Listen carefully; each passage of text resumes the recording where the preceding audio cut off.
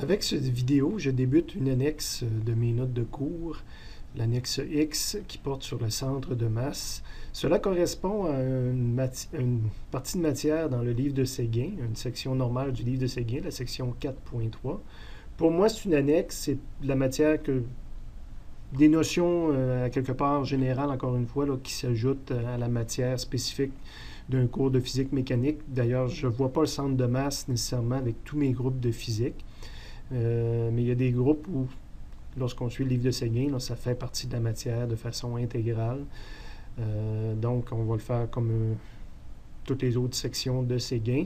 Je vais commencer quand même par vous montrer qu'est-ce qu'il y a dans mon résumé. Prendre note que je ne me rappelais pas quand j'ai fait imprimer les résumés pour mes groupes de sciences nature qu'on faisait section 4.3 puis que ça correspondait à une annexe dans mes notes de cours. Donc, j'ai oublié de le mettre dans le résumé. Je vais vous le faire imprimer d'ici le prochain cours, puis je vais vous le passer. Donc, ce que je vous montre présentement, dépendant évidemment du moment où vous l'écoutez, ça se peut que vous n'ayez pas encore le document papier correspondant à ça. Je vous rappelle que dans Séguin, si vous voulez voir qu'est-ce que lui a mis dans son aperçu versus moi dans mon résumé, là, allez à la page 475 de Séguin. Je vous recommande de l'ouvrir à cette page-là. Donc, dans le résumé, c'est beaucoup des définitions de départ. Qu'est-ce que le centre de masse? En essayant d'illustrer un objet vraiment quelconque.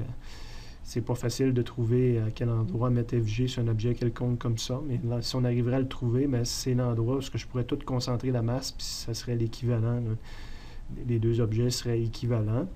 Évidemment, un objet complexe comme ça, j'aurais à le faire, on va probablement des fois le simplifier comme une somme de petits objets. Un grand rectangle ici, un grand rectangle là, puis un autre rectangle ici. Puis là, je dirais c'est la somme de ces trois masses-là. Et on va le voir dans un instant, pour un objet qui est symétrique comme un rectangle, le centre de masse est au centre géométrique de l'objet à la condition que l'objet soit homogène. Ce qu'on entend par homogène, c'est qu'il y a une masse volumique constante. Je profite donc de l'occasion pour rappeler comment on calcule la masse volumique. On en aura besoin dans les problèmes, que c'est la masse divisée par le volume. Et encore une fois, je peux remplacer l'objet réel par une particule qui aurait la même masse. Puis les lois de la physique s'appliqueraient dans ce cas particulier-là.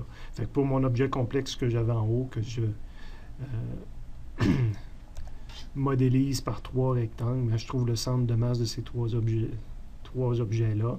Ça devient des masses de particules. Et là, il va falloir quand même que je fasse la somme de ces trois particules-là pour trouver à quel endroit que je mets ma masse de mon objet. On va voir que c'est plus simple pour des particules dans la prochaine page.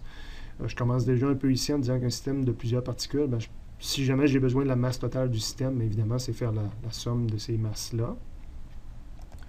Mon résumé se continue à la page 156 pour maintenant trouver la coordonnée du centre de masse. Donc, en une dimension, juste x, ou en deux dimensions, xy, ou en trois dimensions, x, y, z, à quel endroit, à quelle coordonnée que se trouve le centre de masse?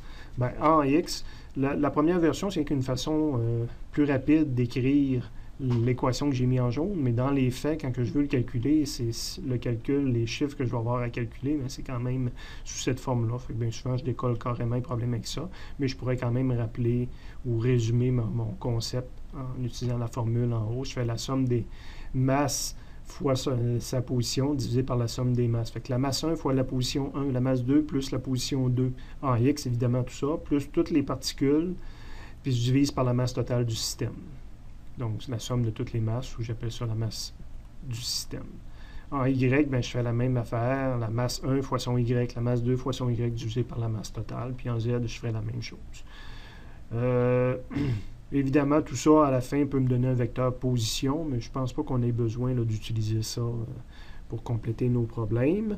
Donc, si je vois qu'il y a un problème qu'on a besoin d'y revenir, on y reviendra. Et comme j'ai fait une démonstration en classe où j'en ai parlé, observer un objet qui se déplace dans l'espace, on peut observer tout simplement la position de son centre de masse, puis la stabilité par rapport à ce qu'on appelle le polygone de suspension, si je me rappelle bien, PS. Donc, tant que le centre de masse, moi ce que j'ai expliqué, tant que le FG passe au travers le polygone de suspension, on est dans une position stable.